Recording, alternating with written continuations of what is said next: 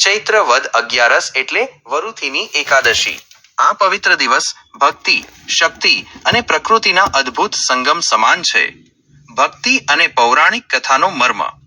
આ એકાદશી સાથે રાજા માંધાતાની અત્યંત પ્રેરણાદાયી કથા જોડાયેલી છે। પૌરાણિક કાળમાં રાજા જ્યારે નદી કિનારે ગાઢ તપસ્યામાં લીન હતા ત્યારે એક જંગલી રીંછે તેમના પગ પર હુમલો કર્યો।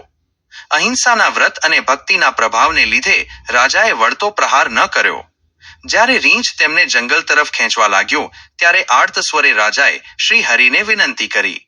ભગવાન વિષ્ણુએ પ્રગટ થઈ રાજાનો જીવ તો બચાવ્યો, પરંતુ પગ ગુમાવવાને કારણે રાજા દુઃખી થયા। ભગવાને તેમને મથુરા જઈ વરાહ અવતારનું પૂજન કરવા સૂચવ્યું, જેના પ્રભાવથી રાજા પુનઃ સ્વસ્થ બન્યા। વરુથીની શબ્દનો અર્થ થાય છે સૈન્ય અથવા સેના। આ એકાદશી મનુષ્યને આંતરિક રીતે એટલો સજ્જ થવાનો સંદેશ આપે છે કે તે સ્વયં એક અજેય સૈન્ય બની શકે। આ દિવસે ભગવાન વિષ્ણુના વામન અવતારની પૂજા કરવાની પણ વિશેષ પરંપરા છે। પ્રકૃતિનું સુરક્ષા કવચ સક્કરટેટી। આ એકાદશીમાં સક્કરટેટીનું વિશેષ મહાત્મ્ય છે। ગ્રીષ્મ ઋતુના આકરા તાપમાં જ્યારે શરીર વ્યાકુળ હોય ત્યારે આ કુદરતી ફળ એક સૈનિકની માફક ગરમીના વિકારો સામે લડે છે। તેનું વૈજ્ઞાનિક નામ કુકુમિસ-મેલો છે। તે ઈરાન, અફઘાનિસ્તાન અને ભારતના મેદાની પ્રદેશોમાં પુષ્કળ થાય છે। સંસ્કૃતમાં તેને વાલુકી કહે છે કારણ કે તે નદીની રેતીમાં ઉછરે છે।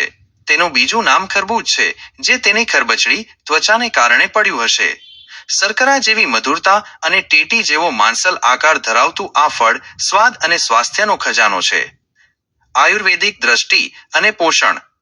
આયુર્વેદના ગ્રંથો રાજનીઘંટુ અને ભાવપ્રકાશમાં સક્કરટેટીના ગુણોનું સુંદર વર્ણન મળે છે। તે મધુર, શીતળ અને રુચિકર છે। પિત્ત શમન અને પાચન। તે પિત્ત અને વાયુના દોષોને દૂર કરે છે।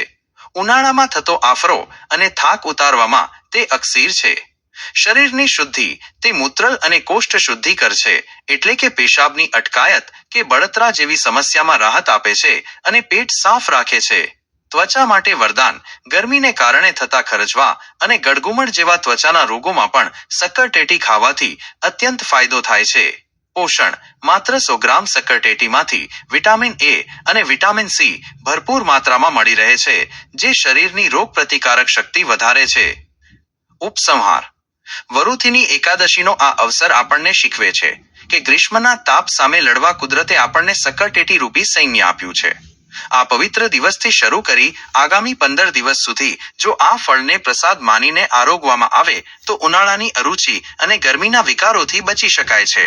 આવો આ શક્તિદાયક પર્વ પર સ્વાસ્થ્ય અને ભક્તિનો સમન્વય સાધીએ। વિડીયો જોવા બદલ આભાર। જાણકારી નવીન લાગી હોય તો ચેનલને લાઇક, શેર તેમજ સબસ્ક્રાઇબ કરશો। ધન્યવાદ।